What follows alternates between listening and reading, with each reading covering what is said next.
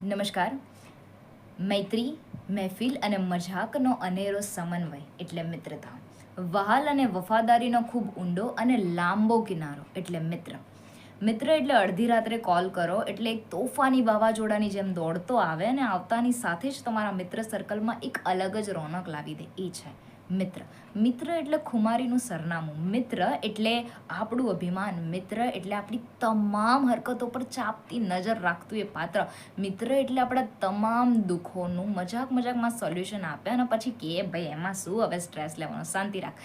મિત્ર એટલે એક એવી વ્યક્તિ જે મુશળધાર વરસાદમાં પણ આપણા આંસુઓને ઓળખી જાય. મિત્ર એટલે આપણી ખુલ્લી કિતાબ જેની સામે આપણે બધું જ ડિસ્કસ કરી શકીએ છીએ. મિત્ર એટલે એક એવી વ્યક્તિ કે જે આપણા જિંદગીનો એક અણમોલ વિષય કહેવાય કે જેના વગર આપણી જિંદગી ખરેખર અધૂરી છે. મિત્ર એટલે 100 લોકોના ટોળા વચ્ચે જઈને કહી દે કે ભાઈ હવે તું જા, બાકી બધું હું જોઈ લઈશ. એ છે મિત્ર.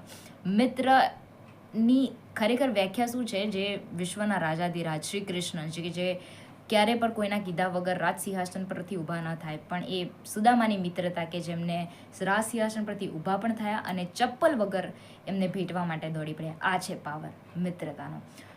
મિત્રતા વિશે કોઈએ બહુ સરસ લખ્યું છે કે મિત્રો કિંમતથી નહીં કિસ્મતથી મળે છે.